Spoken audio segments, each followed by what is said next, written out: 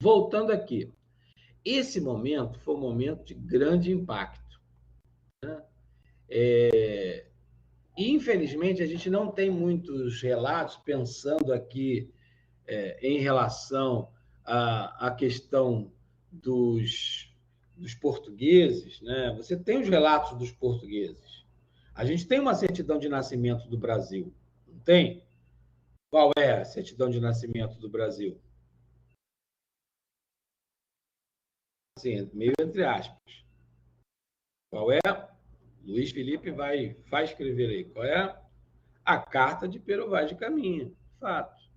É o primeiro documento que fala sobre essa terra aqui e os habitantes, os nativos que aqui estavam.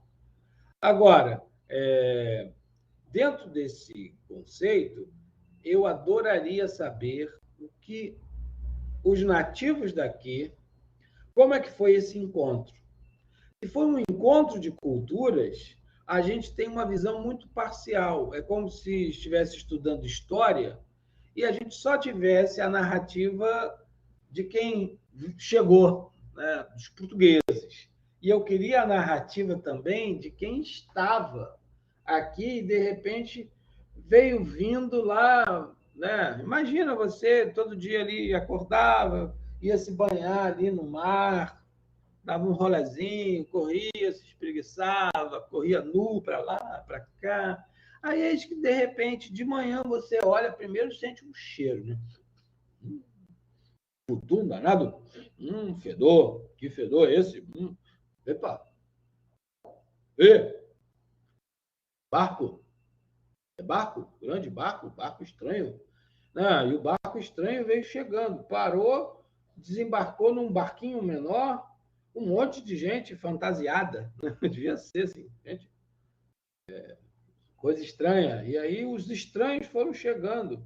Gente, imagina essa cena pela perspectiva daqui, né? Como que a gente consegue isso, né? Eu brinco que chegou primeiro a murrinha porque o pessoal não tomava banho, né? Não fazia praia. Que bom, né, que nós somos e tivemos essa influência da cultura indígena. Nem todos, né? Que tem uma galera que só aos sábados, né? Mas enfim, essa descendência portuguesa, digamos assim. Mas o que nos faz buscar essa cultura, né? Porque os índios viviam ali, né? O tempo todo próximos, né? E com esse hábito de se banhar, né? Tá? Então, assim, eu consegui um pouco isso quando eu fiz uma entrevista com um índio que dá aula de Tupi-Guarani e está na faculdade, enfim, o Luan Apicá. Lá no meu canal eu fiz uma série que eu tenho que eu entrevisto professores de vários lugares, né, do Brasil, aí é a hora do intervalo. Então, eu entrevistei e fiz essa pergunta para ele. Com a cultura oral, como é que a gente, né, chegou até você, dos seus antepassados, enfim, qual foi a visão dos índios em relação a esses estranhos e estrangeiros que chegaram aqui? Então, ele fala, muito bacana, depois quem quiser, quem tiver interessado de ver a entrevista, né, tem lá no cardápio, lá, digamos assim, né, lá do canal, e ele fala que, sabe aquele, alguém você já comeu goiaba, comprou goiaba, e aquele bichinho, um bichinho branquinho, ou quando você tem aquela visão horrorosa lá, de animal na estrada, morto, enfim, e aqueles vermezinhos, né? Uma espécie de vermezinhos brancos, né? Vocês já viram? Né? Então, né, Luiz? Então, melhor cortar com a faca, né? Para ver se os bichinhos estão ali.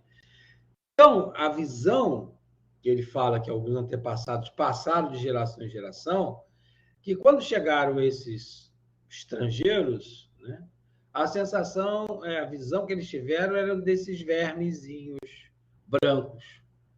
E, de fato, se a gente pensar, eram quase 5 milhões de índios vivendo aqui nessa terra que hoje chamamos de Brasil. Em um século, cerca de 1 milhão de índios restavam. Tá, né? Então, não sei se pode falar nesse caso aqui, se alguém vai me processar, se o STF vai. O STF pode até me defender, mas talvez o Ministério da Justiça brigue, né? Foi um genocídio. Estou falando lá dos índios, tá, gente?